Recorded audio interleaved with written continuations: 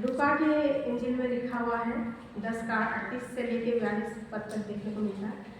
हमें लगता है, हम माता के बारे में देखते हैं तो हमें लगता है कि वो कुड़कुड़ाती, बुड़बुड़ाती और अपनी बहन पे दोष लगाती, बहुत सारी चीज़ें हमें कमियां नज़र आती हैं।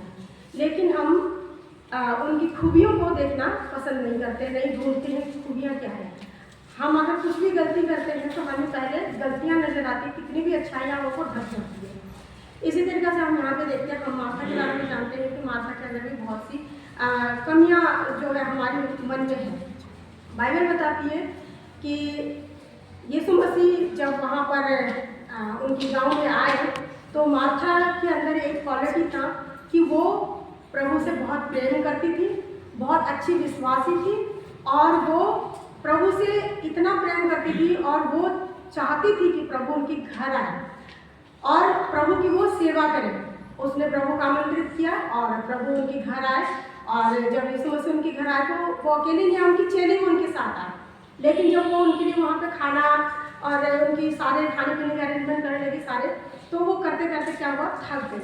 लेकिन मरियम जो थी वहाँ पे बैठ के वो वचन को सुन रही थी, वचन को, यीशु मसीह की बातें सुन रही थी। और जब देखा कि मार्था जो मरियम जो है वो बातें सुन रही है और मैं अकेली काम कर रही हूँ, तब उसको थोड़ा सा चिड़चिड़ा रही है, थोड़ा सा उसको बुरा लगा और उसको ये लगा कि मैं काम कर रही हूँ और ये बैठ के बातें सुन रही है। तो वो जा कर के प्रभु से क्या कहते हैं कि प्रभु आपको कोई चिंता नहीं है, आप इससे कहो ना कि मेरी बहन मेरे साथ हेल्प कराए।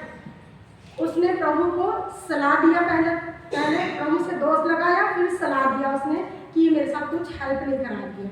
और फिर इस तरह से तो प्रभु ने क्या बोला, मार्था हे मार्था तू बहुत बातों में चिंता करती है।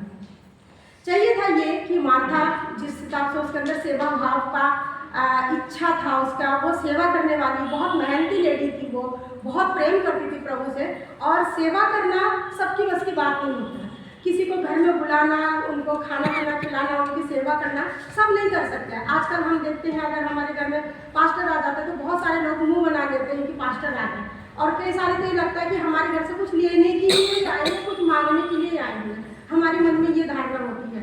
लेकिन जब अगर प्रभु के दास आते हैं या फिर हम उनको आमंत्रित करते हैं तो चाहिए कि हमें उनके साथ समय बिताना चाहिए, बैठना चाहिए, उनका सुनना चाहिए, उनका आदर करना चाहिए। लेकिन हम ऐसा नहीं करते हैं।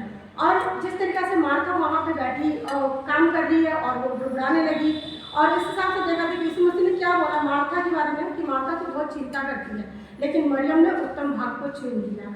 आप जो यहाँ पे बैठे हुए सब लोगों ने अपने उत्तम भाग को चुना है, मैं परमेश्वर का धन्यवाद करती हूँ। लेकिन जब प्रभु ने हमें जब हमने प्रभु के सामने हमने आए हैं, प्रभु को अपना जीवन दिया है, प्रभु को अपने घर बुलाया, अपने जीवन में बुलाया है, तो हमें प्रभु को समय देना जरूरी है।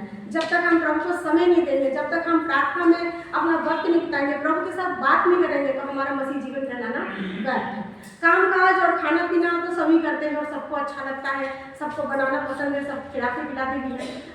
लेकिन जब तक हमारे जीवन में प्रार्थना और वचन और प्रभु के साथ संगति नहीं होगी तो हमारे लिए वो सब चीज़ें व्यर्थ होगा। लेकिन जब यहाँ पे देखते हैं हम कि मार्था जब वहाँ पे प्रभु के साथ समय नहीं दिया, वो संसारिक काम काज में व्यस्त थी और उसको ये नहीं पता था कि मेरे घर जीवन आया है, जीवन आया है, मैं उस जीवन को अपने जीवन में ग्रहण करूँ। वो बहुत अच्छा काम कर रही थी, कोई गलत नहीं कर रही थी सेवा करना। अगर हम किसी के घर जाते हैं, हमें कोई चाय पानी नहीं पूछता, हम तुरंत मुँह बना लेते, गुस्सा आता है, हमें तो उसने पूछा ही नहीं। और वो उसका भी ये काम था कि वो सेवा करे, वो चाय पानी पूछे, उनको जलपान कराए, खाना खिलाए, वो भी यही कर रही थी, कोई गलत नहीं कर रही थी। लेकिन फिर भी प्रभु ने क्या कहा कि मरियम ने उत्तम भाग को चुन लिया है। और हमें भी जब हमने प्रभु को अपना उत्तम भाग चुन लिया है तो हमें प्रभु के साथ समय बिताना, प्रार्थना करना, प्रभु के साथ अपने समय व्यक्तिगत जीवन बिताना है और प्रभु की दासों का हमें सत्कार करना है, उनकी आदर करनी है। अगर हमारे घर में कोई प्रभु की दास या दासी कोई आते हैं प्रभु की या फिर प्रार्थना करने के लिए या किसी वजह से मिलने के लिए आते हैं तो हमें उनके साथ समय बिताना चाहिए। उनको किसी रीति से ना लगना चाहिए कि मैंने कि घर गया और उन्होंने मुझे नहीं पूछा।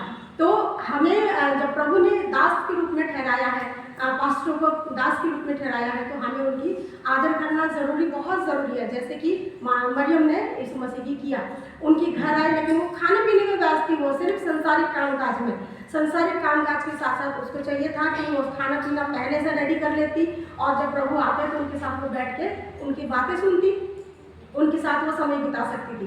और अगर ऐसा नहीं भी किया तो वो क्या करती, शांत रहती और अपने काम धंधा को सारे कुछ अच्छी रीति से निपटाती, भुड़भुड़ाती नहीं, शिकायतें नहीं करती। हमें प्रभु से कभी शिकायत नहीं करनी चाहिए। हम शिकायत करते कि प्रभु मेरे साथ ऐसा क्यों हो रहा, मेरे ही जीवन में ऐसा क्यों हो रहा, मेरे परिवार में ऐसा क्यों हो रहा, हमें ये शिकायतें नहीं करना चाहिए, क्योंकि प्रभु जो हमारे लिए योजना बनाता है वो बहुत बेहतर होता है। हम नहीं समझ सकते लेकिन वो जानता है।